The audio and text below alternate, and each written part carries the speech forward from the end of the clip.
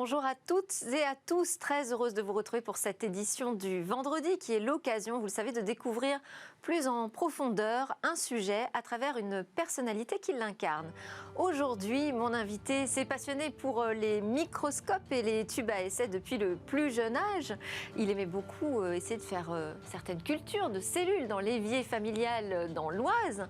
Et puis, au fil de ses études, il a découvert le développement des virus et leur fascinante stratégie d'adaptation. Il est donc devenu chercheur en immunologie, qui est la discipline médicale spécialisée consacrée au système immunitaire. En 1998, il fait sa première rencontre, je dirais, avec l'ARN messager dont on entend parler aujourd'hui, puisqu'il s'agit de la dernière technologie embarquée dans les vaccins Covid-19. C'est donc un des pionniers que je suis très heureuse de recevoir dans Smartech, de cette recherche vaccinale sur l'ARN messager.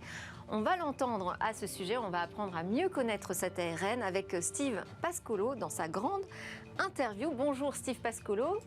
C'est en fait la deuxième fois que vous intervenez dans Smartech. On n'avait pas eu le temps de répondre à toutes les questions autour de l'ARN messager. Ce sera l'objectif cette fois de votre grande interview. Mais avant, on va débriefer de l'actualité, notamment avec Romain Heuillard, mon confrère qui est déjà installé à nos côtés. On parlera de cette guéguerre sur les processeurs et leur puissance entre Qualcomm et Apple, ou encore du rançongiciel Kaseya, enfin cette affaire Kaseya gigantesque, ou des modérations de YouTube qui posent toujours problème. Et puis en fin d'émission, on retrouve notre rendez-vous sur l'espace. Il est dédié aujourd'hui au Palais Céleste, le Palais Céleste, ou comment avance ce programme chinois dans l'espace. Mais tout de suite, donc place au débrief.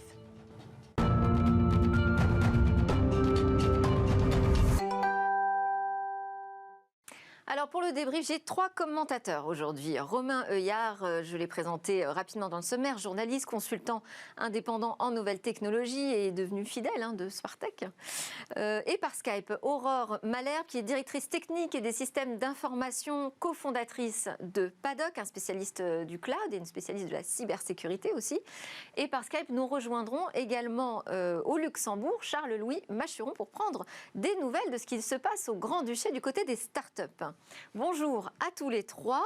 On va commencer ensemble. Romain, je voulais qu'on puisse réagir sur cette interview qui a été donnée à Reuters du patron de Qualcomm qui a dit qu'il voulait produire un processeur plus puissant et aussi économe en énergie que celui d'Apple, la puce M1. Qu'est-ce que vous en pensez, vous ? C'est une réaction légitime de Qualcomm qui était nécessaire. C'est une réaction en fait à deux choses. D'abord, donc réaction à Apple, effectivement, qui, on l'a vu il y a quelques mois maintenant, Apple a lancé ses ordinateurs avec ses propres puces, alors que jusqu'à maintenant c'était avec des puces Intel. Et ces puces-là ont l'avantage d'être effectivement très, très efficientes, donc un rapport puissance-consommation très très bon. Alors qu'elles viennent de l'univers du mobile. C'est ça, et c'est ce que j'allais dire, c'est que Qualcomm en fait était déjà très très fort sur le mobile. Disons qu'ils n'ont pas vraiment de concurrence dans les smartphones Android. Alors ils ont en face évidemment les iPhones qui ont toujours été très puissants eux aussi. Mais donc Qualcomm en fait sur le smartphone Android en face il y avait un petit peu Samsung pour ses propres téléphones, Mediatek mais qui en fait a un petit peu lâché le domaine du smartphone haut de gamme. Et en fait Apple rebat un peu les cartes et Qualcomm pour une question d'image et de pertinence, même si Apple Qualcomm dit moi aussi je suis dans la course. Est-ce que c'est un pari vraiment osé ? Est-ce que ça semble compliqué ? Alors oui et non, parce qu'en fait tout simplement ils ont racheté une entreprise qui s'appelle Nuvia, qui a été fondée par des anciens ingénieurs d'Apple qui ont justement travaillé sur le processeur d'Apple. Comme par hasard. Voilà, donc en fait, il y a certainement à peu près les mêmes compétences dans les deux entreprises. Enfin, en tout cas, voilà, il y a eu des transfuges. Et d'ailleurs, Apple, a accusé Qualcomm, les dirigeants de Qualcomm, d'avoir été recrutés sans respecter la clause de non-concurrence des anciens d'Apple. Donc il y a de grandes chances même si véritablement Qualcomm est hyper légitime justement dans le monde des processeurs mobiles. Oui, tout à fait. Mais alors après, il y a un autre enjeu en fait. Enfin, c'est aussi une réaction au potentiel rachat d'armes par Nvidia, oui. Puisque en fait, donc il y a cette architecture ARM que tout le monde en fait peut faire, mais il y a plusieurs on peut faire des mises en œuvre. Chacun peut faire sa mise en œuvre à sa sauce. On peut le faire de différentes manières. Et jusqu'à maintenant, Qualcomm utilisait beaucoup justement les micro-architectures proposées sous licence par ARM. Et je pense qu'ils veulent gagner un petit peu en indépendance et gagner en indépendance tout simplement, et donc développer leur propre processeur vraiment à eux, leur propre propriété intellectuelle. Et c'est la raison pour laquelle j'imagine qu'ils ont recruté ces gens-là. Et on ne sait pas à quoi ressemblera ce processeur ou comment il s'appellera pour l'instant. Non, c'est beaucoup trop tôt. On parle d'un lancement sans doute fin 2022. On sent bien que ça paraît proche, mais on sent bien qu'ils veulent aller très très vite. Entre l'annonce du rachat et les annonces de développement. Au départ, Nuvia, c'était des puces pour data center, pour des serveurs. Ils font un pivot, donc on sent qu'ils veulent aller très très vite et qu'on pense a priori, on est vraiment au tout début de leur démarche. Et on pourrait retrouver ça dans quel type de PC ? Ce sera certainement des ordinateurs portables dans un premier temps. En fait, Qualcomm veut devenir le fournisseur de l'équivalent des fabricants. Oui, et puis de l'équivalent de ce que fait Apple aujourd'hui sur Mac. Côté on PC, l'aura peut-être pas dans un Mac quand même, pas exagéré. Non, il y a peu de chance. Ok.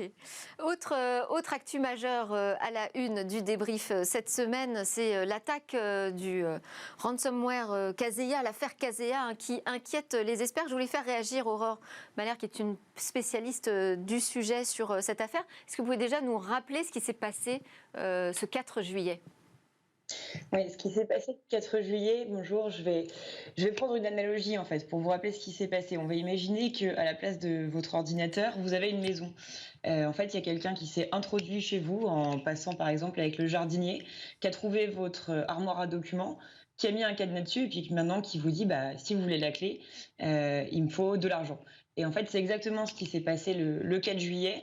Il y a eu une introduction avec l'ERP Kaseya, une introduction de code, qui a bloqué des milliers de systèmes de fichiers sur des ordinateurs des clients de Kaseya et des clients de ses clients. Et maintenant, Aurore, parce que vous avez dit ERP Kaseya, donc en fait, on va expliquer ce que c'est. Kaseya, c'est un logiciel qui permet, qui est utilisé en fait dans l'univers du B2B, c'est ça, qui permet de gérer des flottes de machines à distance. Exactement. Et en fait, ce qu'on voit aujourd'hui avec le fait que ça passe par un ERP, c'est qu'avant, les hackers attaquaient frontalement l'entreprise qui voulait attaquer.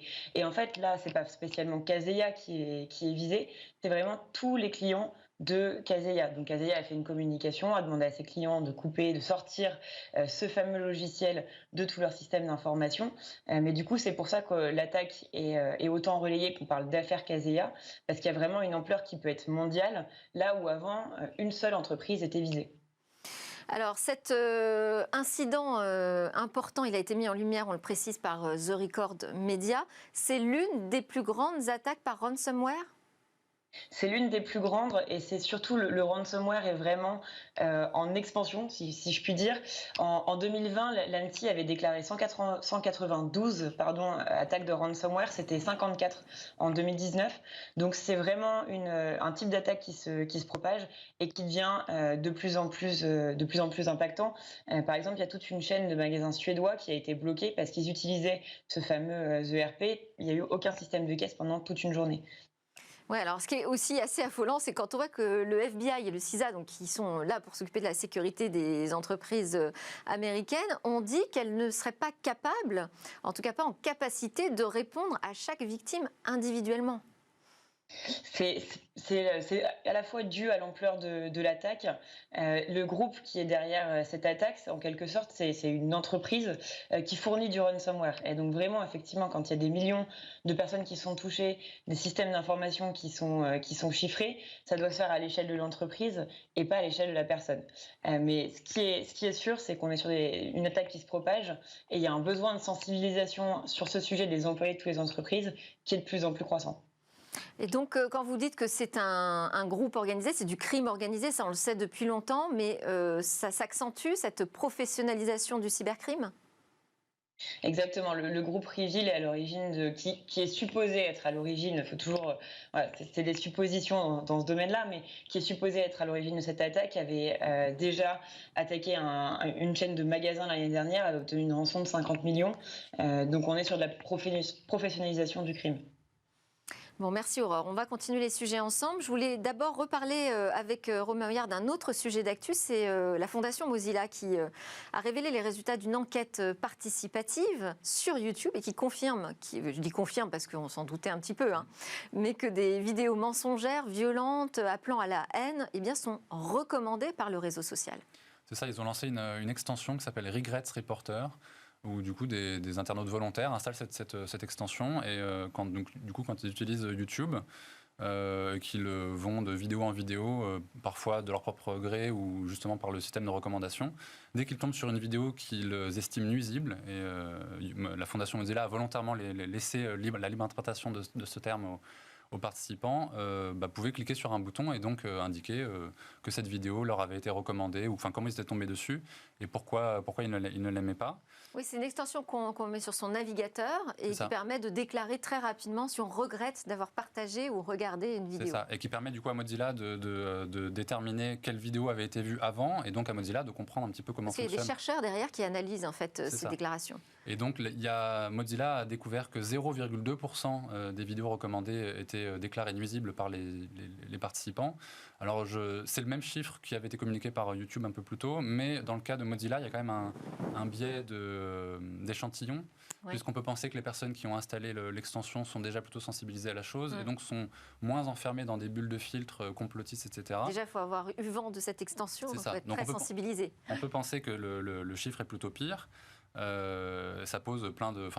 le vrai souci, en fait, c'est que on sait que les vidéos nuisibles, complotistes, etc. Augmentent l'engagement. Les gens sont happés par ce genre de vidéos. Donc, ça augmente les revenus de YouTube. Le souci qu'on a en fait avec ça, c'est qu'on n'a aucune transparence en fait sur la manière dont l'algorithme de YouTube fonctionne, mais on sait que c'est dans son intérêt qu'il soit comme ça. Donc c'est une espèce du jeu du chat et de la souris entre YouTube et la société. Ça pose cette question de la transparence sur les outils de modération. Et là, on sait qu'en ce moment, d'ailleurs, la justice a demandé à Twitter de révéler justement ses méthodes de modération. Exactement. La justice française, effectivement, qui exige de la part de Twitter de révéler les moyens qu'elle met à disposition de la modération, le nombre de personnes qu'il peut y avoir, etc. On peut espérer du coup que ça va s'étendre à d'autres. Il y a Facebook aussi, dont le flux, il y a beaucoup de soucis sur Facebook aussi. En fait, toutes ces plateformes sur lesquelles on voit du contenu à partir d'algorithmes. C'est vrai que c'est très important de savoir comment ils fonctionnent. Et il faut ouvrir il faut qu'on ait plus de transparence là-dessus pour qu'évidemment les plateformes soient obligées Ça part d'une assignation par des associations SOS Racisme, l'UEJF, la LICRA, j'accuse le MRAP et SOS Homophobie, on le précise. Donc ils demandent à avoir accès aux moyens qui sont mis en œuvre, aux documents qui expliquent comment on fait concrètement chez Twitter pour lutter contre la haine en ligne. Est-ce que ça suffira, ça ? Je ne sais pas si ça suffira. En tout cas, c'est très délicat. C'est un équilibre difficile à trouver. On l'a vu avec la loi sécurité globale, qui a d'ailleurs été censurée par le Conseil d'État, parce que le risque, à l'inverse, c'est que toutes ces plateformes-là appliquent la censure trop facilement et trop rapidement, et au détriment de sujets qui ne seraient pas vraiment complotistes, etc. Et je ne sais pas tellement s'il faut que ce soit les plateformes qui fassent ingérence, entre guillemets, et qui décident ce qui est légal ou pas. On le voit chez Apple, qui est un petit peu trop, qui va souvent un petit peu trop loin dans ses règles. Et ça peut vite devenir compliqué, quoi. Oui, alors d'autant qu'il faut même faire la différence entre l'outil de modération et l'outil de recommandation. C'est vrai. C'est vrai, mais disons que ça va quand même relativement de pair. Parce que là, il y a une part importante, je dirais, de la responsabilité de chacun aussi. Oui, j'allais y venir aussi. Il y a Coluche qui disait il suffirait que les gens n'achètent pas pour que ça ne se vende pas. Et je pense que là, on vient un peu à ça. C'est-à-dire que si l'algorithme continue de recommander des vidéos complotistes, c'est parce qu'il sait très bien que les 10 personnes avant à qui il l'a recommandé l'ont regardé en entier ou quasiment en entier. Alors, regarder, c'est pas forcément non plus adhérer. Bon. C'est sûr. On va terminer avec Aurore Malherbe sur notre autre sujet cybersécurité, c'est les conséquences de l'exploitation de portes dérobées intégrées dans les mises à jour de Dell. Ça a été dévoilé par une entreprise de cybersécurité, Eclypsium, dans un rapport. Est-ce que vous y avez appris des choses, vous, Aurore Malherbe ? J'y ai appris des choses, j'y ai appris que ce type de faille, c'est une type qu'on va appeler du buffer overflow. Ça existe depuis 1996. Et malheureusement, ce genre de faille, on ne peut pas s'en prémunir. Vous parliez tout à l'heure précédemment de la puce M1, des avancées, etc. On est dans des domaines où les avancées technologiques sont très grandes. Malheureusement, les avancées technologiques des hackers vont également à la même vitesse. Il y a vraiment une course, on va dire, contre la montre. Ceci étant dit, ce rapport a fait beaucoup de bruit. Moi, je me permets d'apporter une nuance parce qu'on entend Dell, on entend des millions et des millions de devices. On commence tous à paniquer, surtout que ça touche au BIOS. Donc donc vraiment au cœur du système, hein, le système qui va être au démarrage de votre ordinateur, qui va avoir accès à tout. Ceci étant dit, il y a des conditions très précises dans lesquelles on peut utiliser cette faille. Les conditions, ça va être d'avoir accès à votre réseau, voire d'avoir accès à votre machine physique. Aujourd'hui, on ne sait pas à quel point cette faille a été exploitée, mais elle est difficilement exploitable. Oui, alors c'est 4 failles quand même qui permettraient, vous avez raison, mettre au conditionnel de contrôler 30 millions d'appareils quand même. Je voulais aussi qu'on donne la parole à Charles-Louis Machuron, fondateur de Silicon Luxembourg, qui est donc en direct du Grand-Duché. Bonjour Charles-Louis, pour nous faire un point sur la fin de ce semestre. Alors qu'est-ce qui s'est passé en matière de start-up ?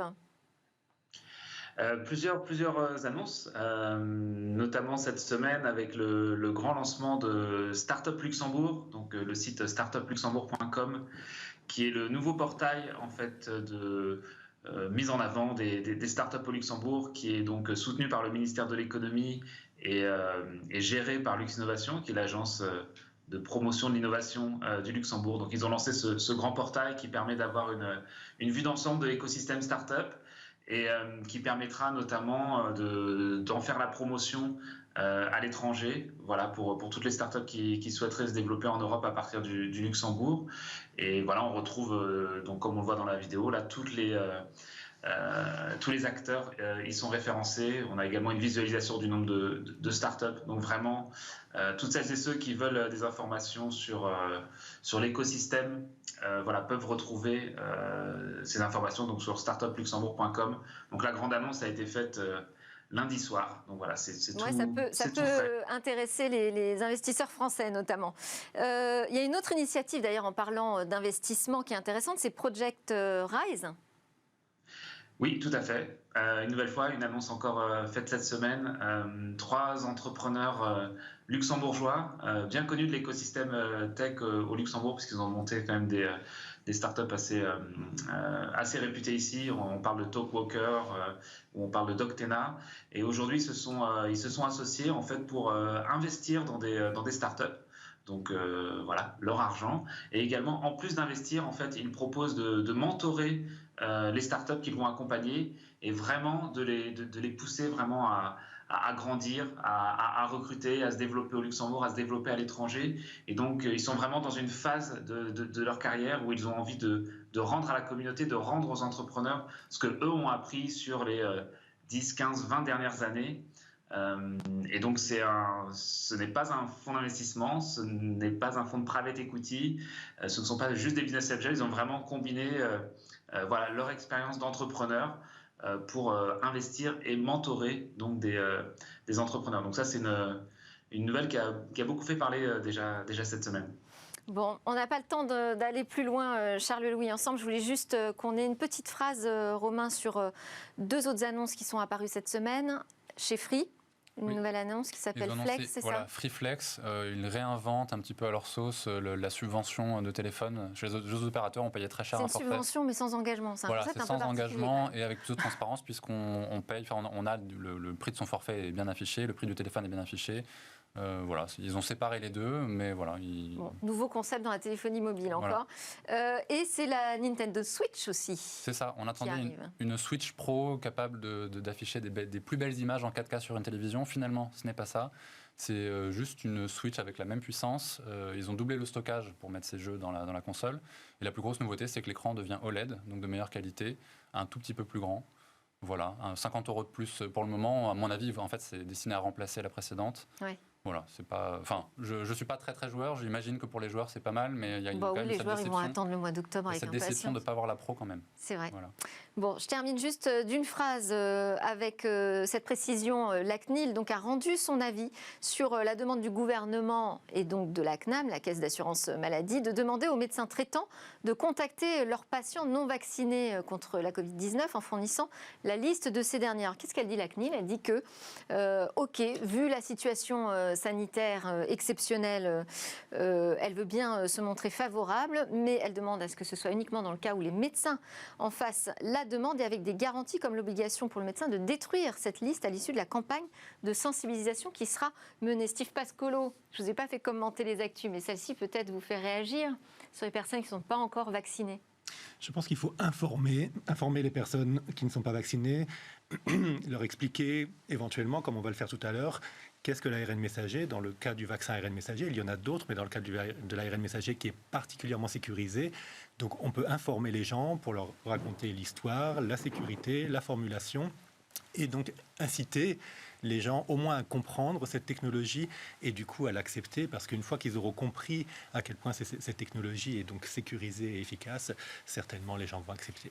Bon, très bien. Eh bien, nous, on va essayer de faire une campagne de sensibilisation sans demander de liste à personne. Merci beaucoup à mes commentateurs du jour, Charles-Louis Machuron, fondateur de Silicon Luxembourg, Aurore Malherbe, qui est la directrice technique et des technologies et cofondatrice de Paddock, et Romain Heuillard, journaliste indépendant en nouvelles technologies. Et consultant, vous pouvez le consulter comme je le fais moi-même d'ailleurs. Juste après la pause, on se retrouve pour la grande interview de Steve Pascolo, le spécialiste en ARN messager.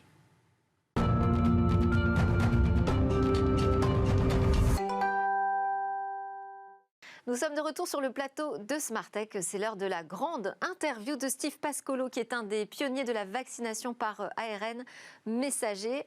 Steve Pascolo, on va commencer par rappeler ce que c'est cet ARN messager peut-être. D'accord, donc l'ARN messager, c'est une molécule naturelle. Toutes nos cellules, chacune de nos cellules a des milliers d'ARN messagers. C'est une molécule qui est une copie de l'ADN, qui est utilisée par les cellules pour faire des protéines et qui est ensuite très vite dégradée. On voit là sur le graphique une comparaison entre une cellule en bleu avec son noyau en jaune et ce qui se passerait dans une cuisine. Donc vous voyez en jaune dans le noyau, il y a l'ADN. L'ADN, c'est comme un livre de cuisine. C'est stable, c'est permanent. Il y a toutes les recettes dont les cellules ont besoin pour vivre, dont notre corps a besoin. Toutes ces recettes sont dans le livre de cuisine et dans le noyau sous forme d'ADN. L'ADN, c'est une molécule très très longue qui est constituée de 4 éléments qui s'appellent ACGT et qui sont répétés des millions de fois, qui donnent un code. C'est le code de la vie. C'est une très longue phrase, on a 23 chromosomes, chacun de ces chromosomes contient une molécule d'ADN très longue qui a ces lettres ACGT qui donnent un code. Et donc ça, c'est très stable, comme un livre de cuisine, ça donne toutes les recettes, c'est dans le noyau, là où c'est jaune. Maintenant, quand vous êtes dans une cuisine, éventuellement, vous allez donner au cuisinier pas le livre de recettes entier, mais une photocopie de la recette dont vous voulez. Cette photocopie, c'est l'ARN messager. Donc on voit ici dans le noyau, en rouge, une partie, un gène, est photocopiée en ARN messager. Et cette photocopie, ce morceau rouge que vous voyez, va dans le reste de la cellule et sort du noyau par ses pores nucléaires qui sont très sélectifs. Et une fois qu'il est dans la partie bleue de la cellule, à ce moment-là, il est lu, comme la photocopie est lue par un cuisinier. Il est lu par ces petits choses noires qui ressemblent à des bonhommes de neige, qui sont des ribosomes, et qui, eux, vont lire l'ARN messager et faire une protéine. Ce qui est important, c'est que l'ARN messager et la protéine synthétisée sont transitoires, elles vont être dégradées, alors que l'ADN, comme le livre de cuisine, reste sur l'étagère. Donc le reste... On ne touche pas à l'ADN. On ne touche pas à l'ADN. Par contre, l'ARN et la protéine, eux, c'est dynamique, c'est en permanence produit et en permanence détruit. Il ne reste plus de traces. Donc voilà, donc ce qui se passe dans une cellule, c'est un peu ce qui se passe dans une cuisine. Vous avez un gros livre, vous choisissez une recette, vous en faites une photocopie, puis un cuisinier va vous faire cette recette. À la fin, vous avez un gâteau. Le gâteau, c'est la protéine. Une protéine, c'est par exemple un anticorps, l'insuline, des protéines de structure. Donc tout ça sont des protéines. Alors, on a coutume de dire, puisque nous, on a découvert l'ARN messager à travers l'actualité pandémique, donc on a coutume de dire que c'est une nouvelle technologie pour produire des vaccins. Pourtant, puisque vous êtes déjà venu dans Smartech, vous m'aviez dit, ah non, c'est une histoire très ancienne, en fait, et très française. C'est une histoire très française. L'ARN messager a été découvert en France en 1961. Surtout par François Jacob et Jacques Monod, qui ont eu le prix Nobel en 1965 à l'Institut Pasteur. On le voit ici sur l'illustration précédente.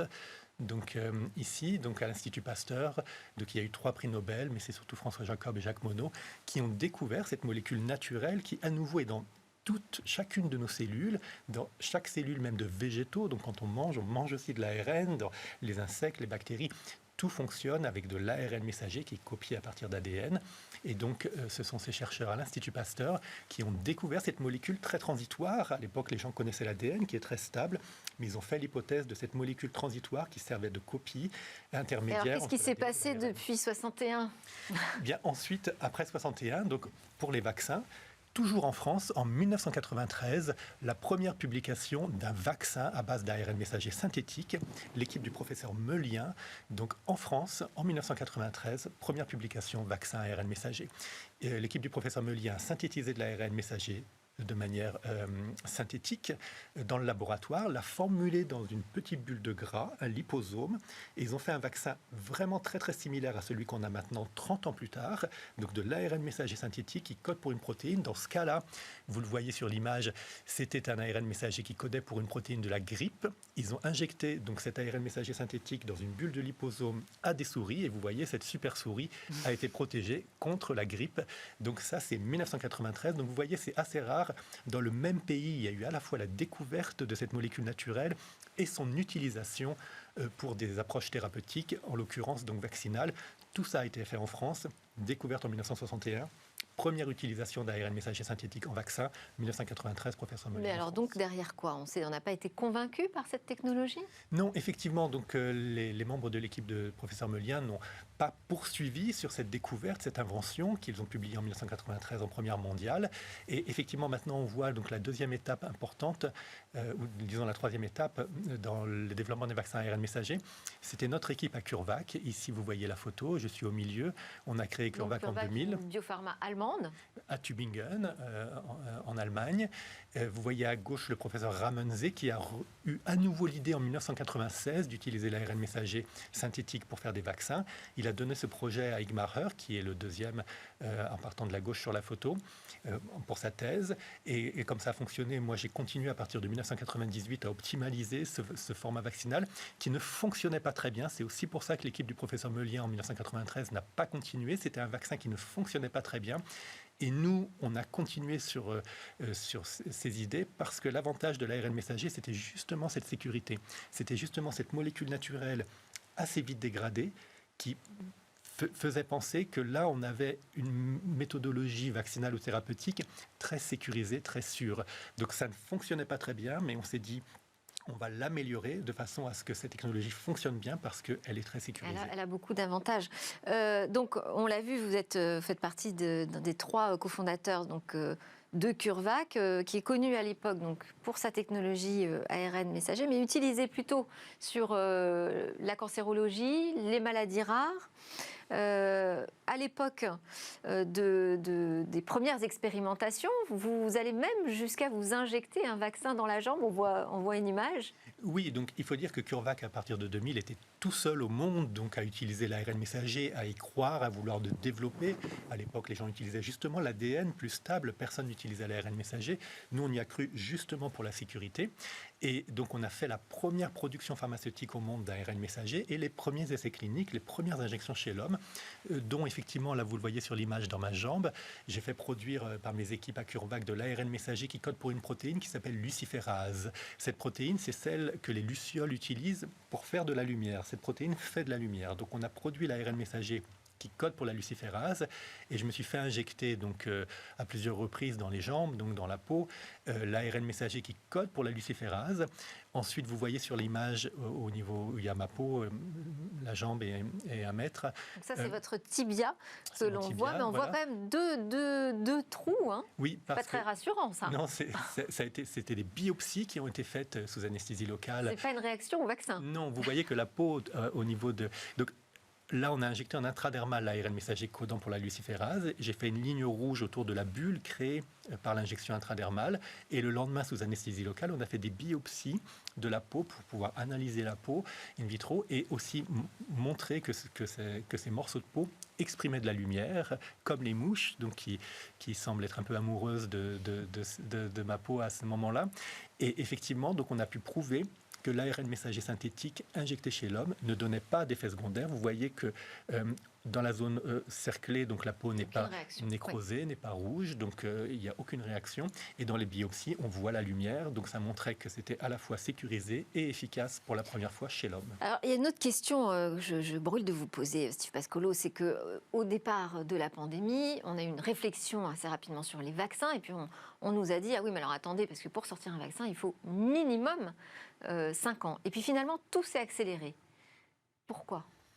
Parce que ça va très vite l'ARN messager à produire, c'est très rapide.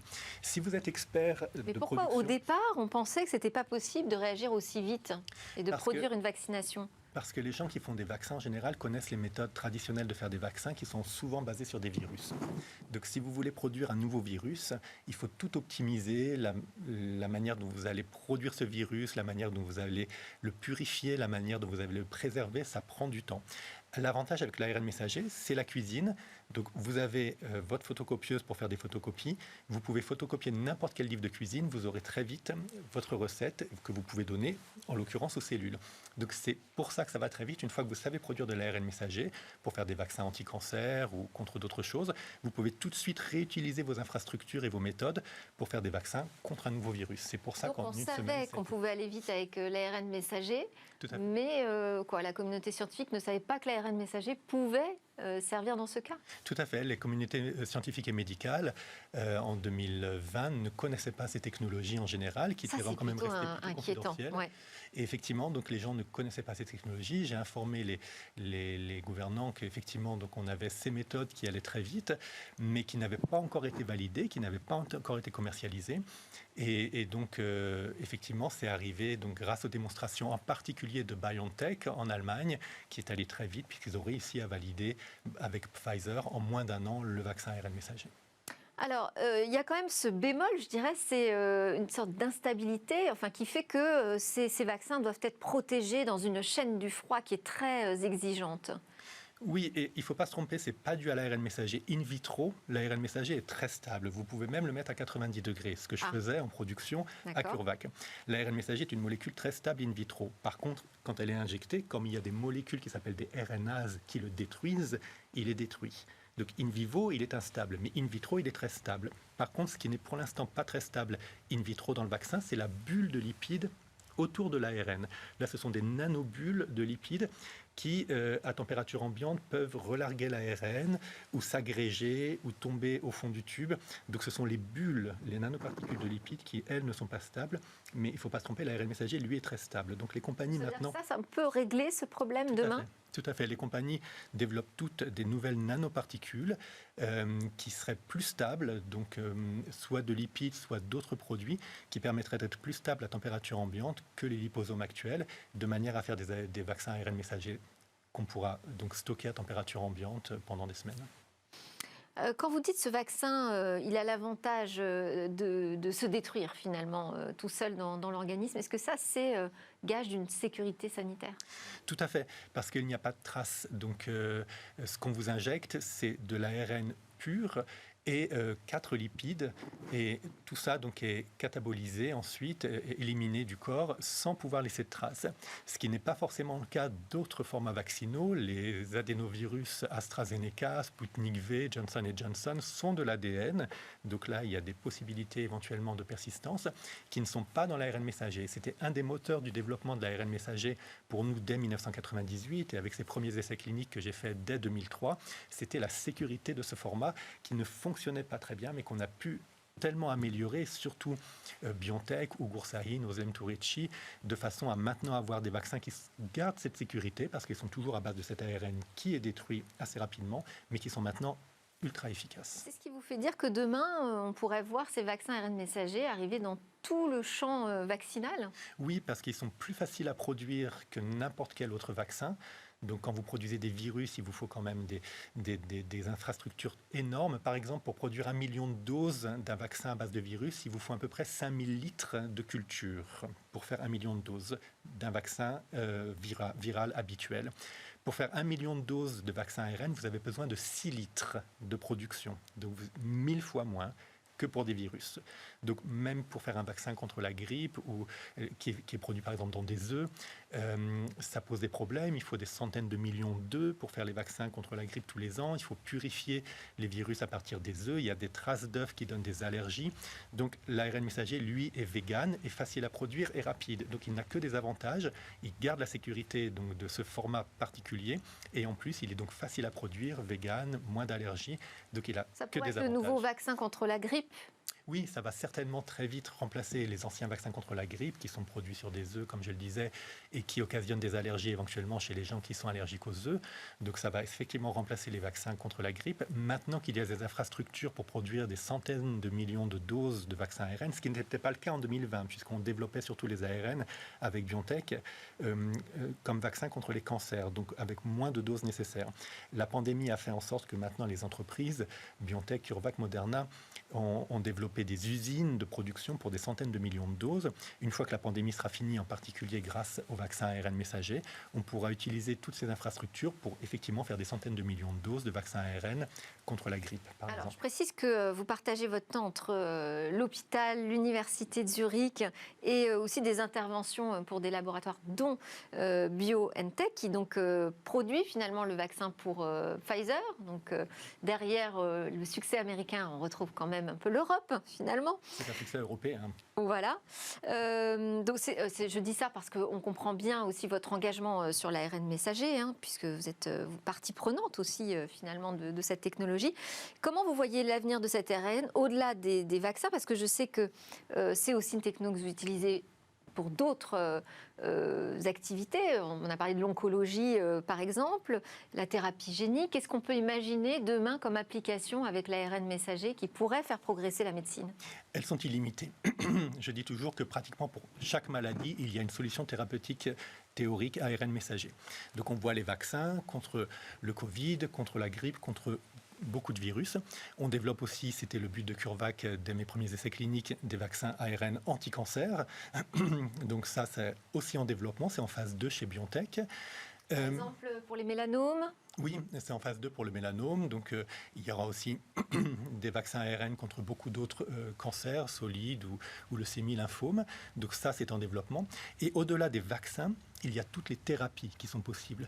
Donc, coder des protéines qui sont des protéines thérapeutiques, des anticorps, de l'insuline, de l'érythropoïétine, toutes ces protéines qui sont thérapeutiques. On voit les deux branches de développement à l'image. Voilà. Ouais. Ici, vous voyez à gauche les vaccins. On utilise en général très souvent de l'ARN qu'on appelle non modifié, qui contient les 4 bases classiques.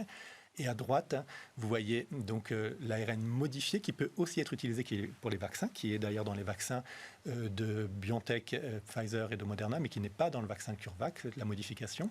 Par contre, l'ARN modifié donc, est nécessaire pour tout ce qui est les thérapies, donc expression de protéines thérapeutiques, comme je disais, l'érythropoïétine, les anticorps, mais aussi donc régénération des tissus. Vous pouvez utiliser de l'ARN qui va permettre de coder pour des protéines qui vont régénérer les tissus, par exemple la peau.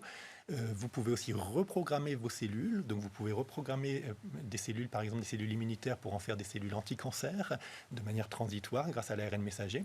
Et enfin, donc même modifier les génomes en utilisant des ARN messagers qui codent pour ce qu'on appelle des méganucléases ou CRISPR-Cas qui peuvent modifier l'ADN. Eh ben, très bien, ça va nous faire une troisième occasion de vous inviter, Steve Pascolo, pour parler de cet avenir en matière de thérapie.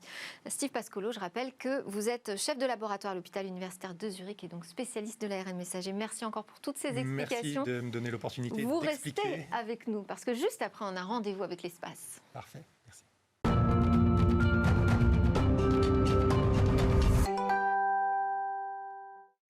Cécilia Sévry nous a rejoint pour le rendez-vous sur l'espace. Je suis toujours avec Steve Pascolo, qui est chef de laboratoire à l'hôpital universitaire de Zurich, spécialiste de l'ARN messager.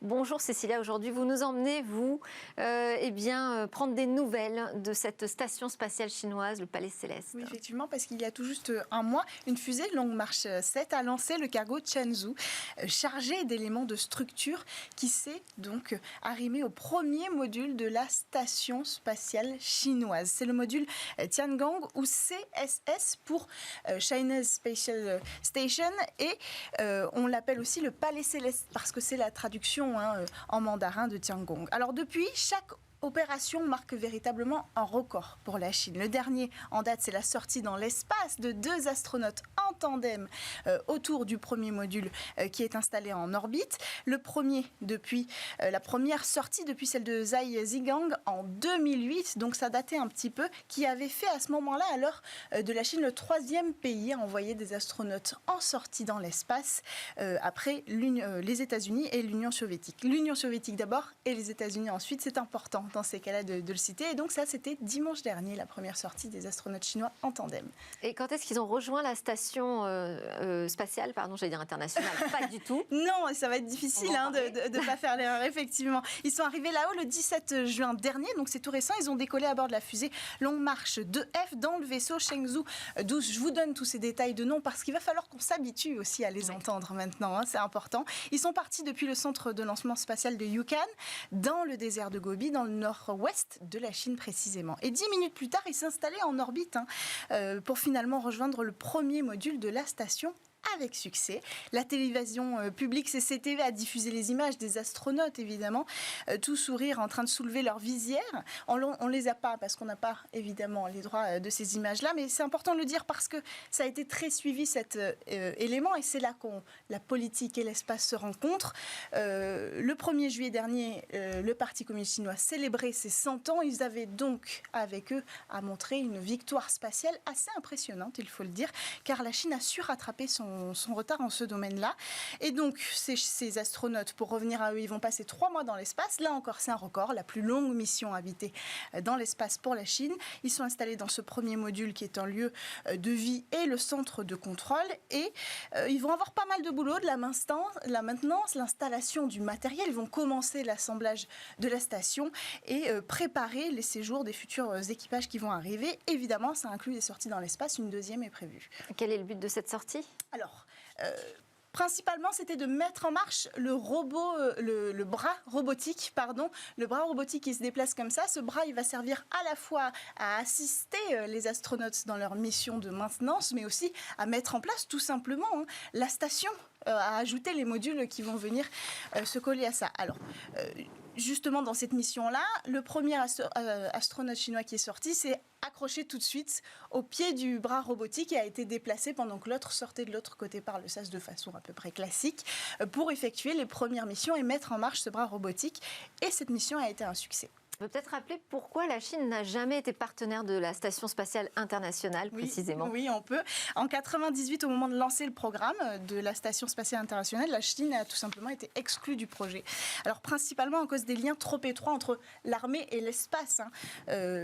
En Chine, c'est ça la problématique. On a beaucoup de mal à créer une transparence entre les comptes ou les décisions entre l'armée et l'espace. Pour être honnête, les États-Unis en particulier ont posé leur veto à l'arrivée de la Chine sur ce projet. Et puis finalement, au moment de lancer la mise en service de la station, un an avant, en 2011, on a rappelé la Chine en leur disant finalement vous pouvez venir participer. Alors là, évidemment, la Chine a dit non, c'est trop tard, j'ai lancé mon programme spatial et effectivement, cette même année, elle avait lancé la construction de son premier prototype pour poser les bases ensuite de son projet de station spatiale chinoise. Quand sera fini son palais céleste à la Chine? D'ici 2023, les trois astronautes pourront y vivre simultanément et les calculs sont assez bons. Elle va durer 15 ans de vie, cette station, 10 ans minimum.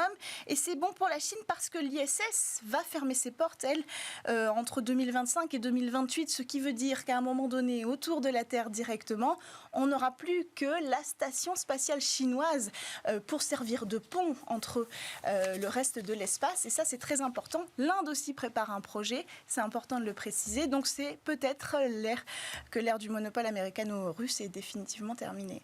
À voir. Merci beaucoup, Cécilia Sévry. Merci à Steve Pascolo, chef de laboratoire à l'hôpital universitaire de Zurich, spécialiste de l'ARN messager, d'être revenu dans Smart Tech et nous avoir livré toutes ses explications et toute sa science. Merci à tous de nous avoir suivis cette semaine dans Smart Tech. À suivre, c'est le Lab où pitch les entreprises du numérique. Je vous souhaite un excellent week-end et je vous retrouve lundi.